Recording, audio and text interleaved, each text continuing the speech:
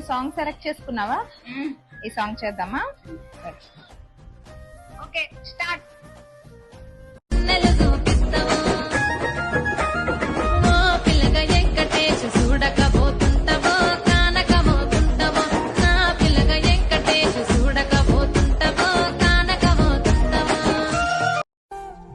ఇది బాగొచ్చిందా?